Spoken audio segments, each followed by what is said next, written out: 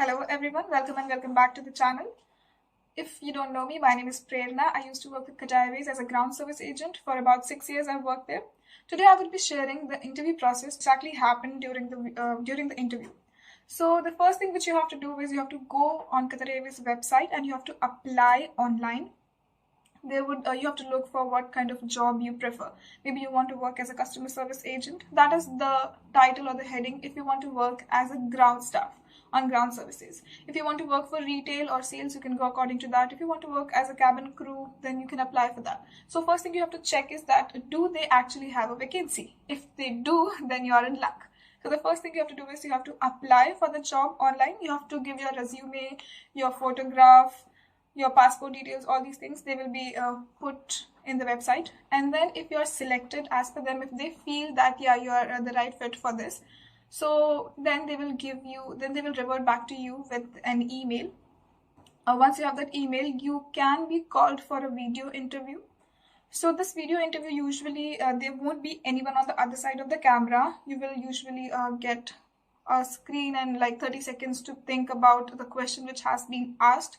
They will give you proper instructions for that. Maybe 2 to 3 questions would be asked, and that video interview would be saved. Once you have saved that interview, you have to cross your fingers again. There's a lot of steps which are involved.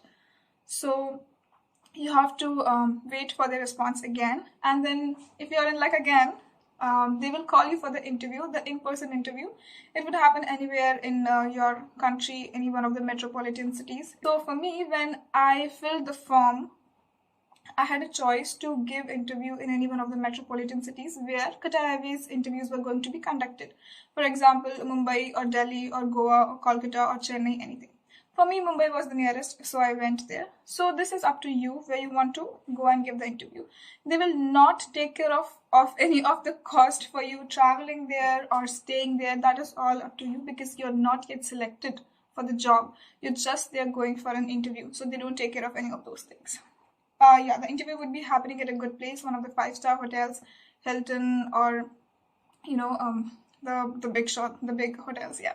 So the interview would be held there. It actually took 2 days for the interview process to finish once we started it in person.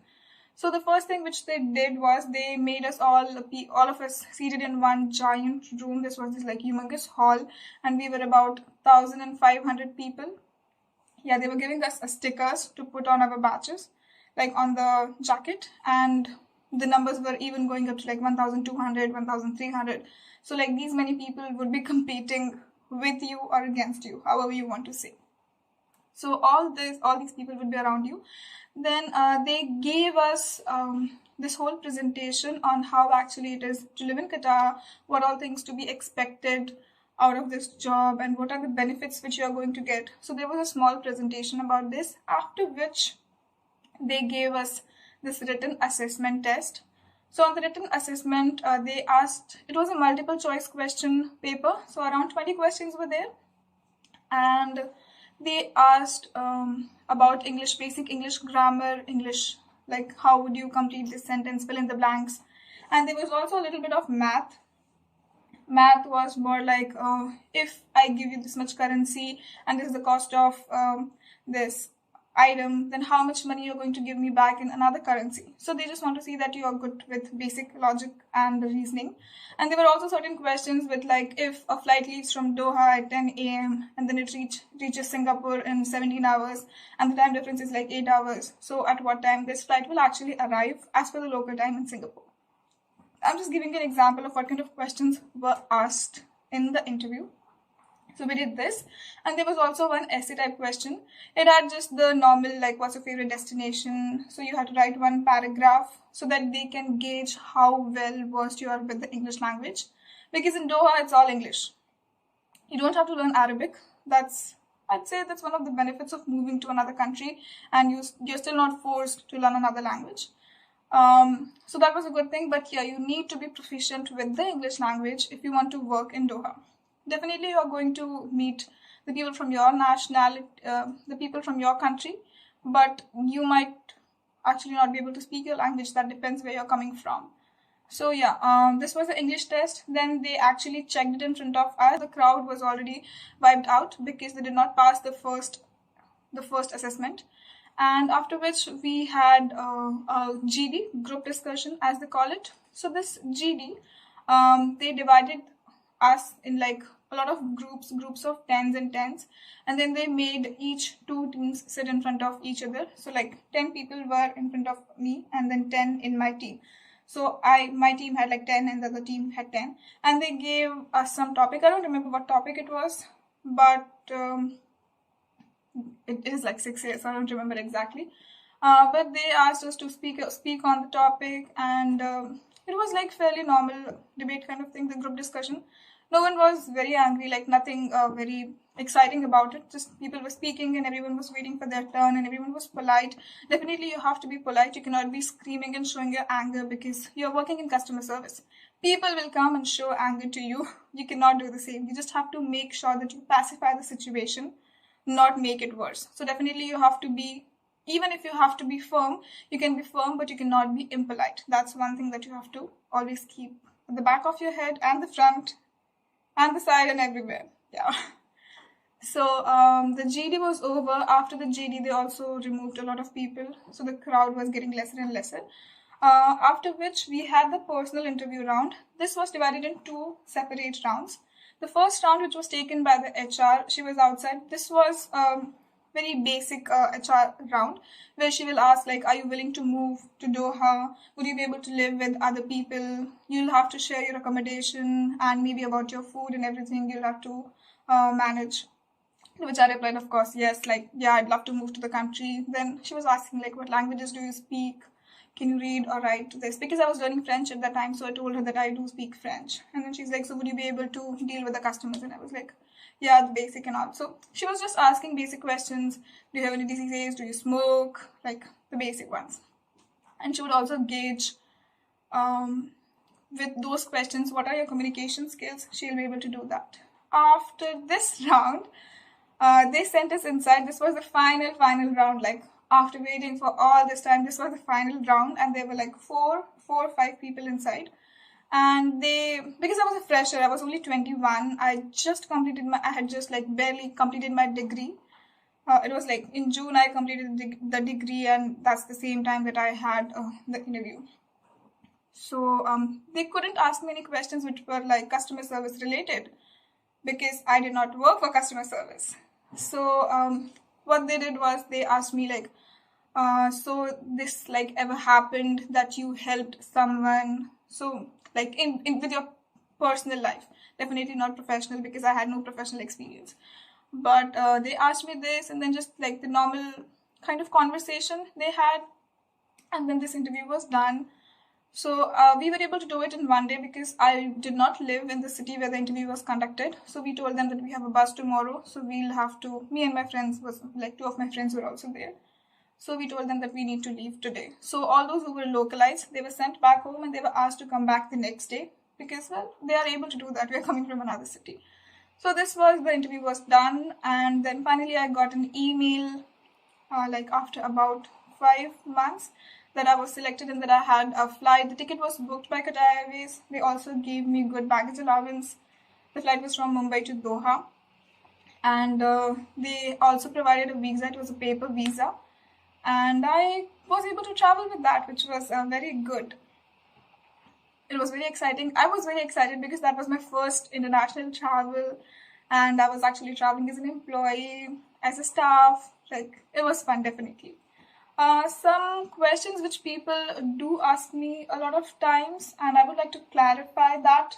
And definitely, if you have something which I did not cover and you'd like me to cover, or you'd like me to talk about it, please do ask me in the comment section. I'd be more than happy to answer your questions. So a lot of people have this misconception that Qatar Airways will only hire people who are experienced, which like, I never worked anywhere. Zero experience, zero, and I was only 21.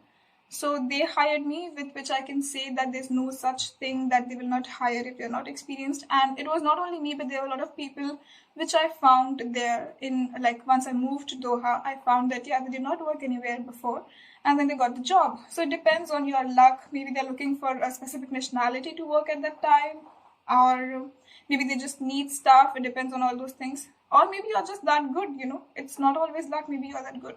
So any of those things, but you might get selected, or you can easily get selected even as a fresher. So don't go for like, I need to have experience, how can I apply because I don't have experience. If you have experience, very good, but even if you don't have, don't hesitate to apply. So that's the first thing. The second thing is, the process takes super long time.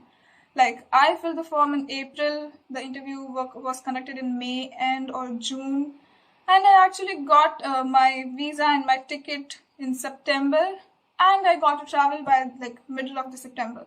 So from April to September, the process took that long time.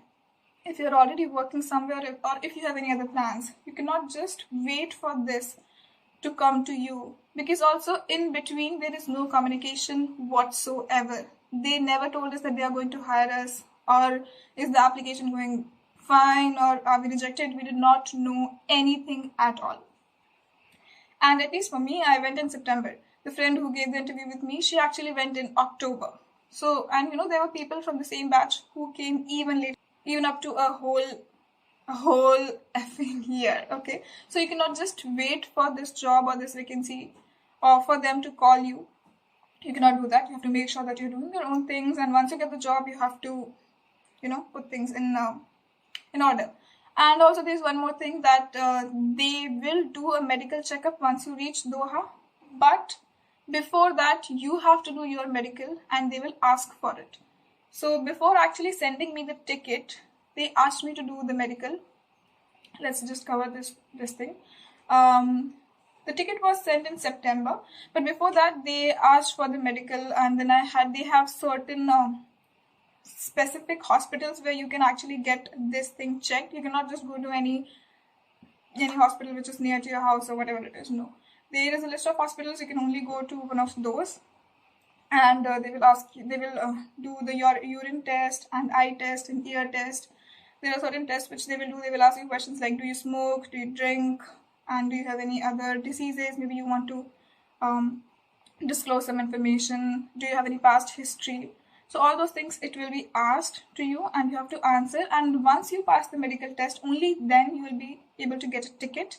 And even then, once you move to Doha very soon, within like first 2 weeks, you will be getting tested for all the different diseases and everything, and they will do a medical checkup for you.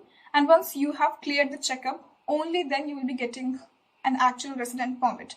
If they find that maybe something was wrong, something didn't go right, they might send you home, or they might change the profile of your job. Like, I met a cabin crew. She joined as a cabin crew, but then she didn't pass the medical, so they moved her to HR department, where she also had previously some experience with that. But they might also send you home because they have the right, they have the authority to do that. So yeah, this was about the medical and the whole process, how long it takes. It's a fairly long time, guys. Apart from this, I'd say the interview process was it was kind of fun, and we got to talk to so many people. We met so many people, and I'd not say that it was very difficult. Now, because I was selected, don't feel that I'm saying that, but even if I were not, I would still say the same thing. Sometimes we just fumble, or we get so much pressurized for that. Oh, I need this, I want this, this is everything that I always wanted. So I feel, which I always go through, so don't think that maybe that I don't feel it. I definitely do feel, even till date, if I go for an interview for something which I really like, I feel those things. But if you're planning for an interview, if you're applying for it, just go for it. And in the future, I'd like to share some more tips about how you have to make your resume so that it will get selected, and what kind of answers and how should you answer the interview questions so it will look good. A lot of things that I'm planning to do. But if you have any questions, if you want to share anything, if you want to ask me anything, I'm here to answer. I'd be more than happy to answer your questions. Just do let me know in the comment section. I hope you enjoyed this video and you found this information useful. I hope to see you in the next one. Bye-bye.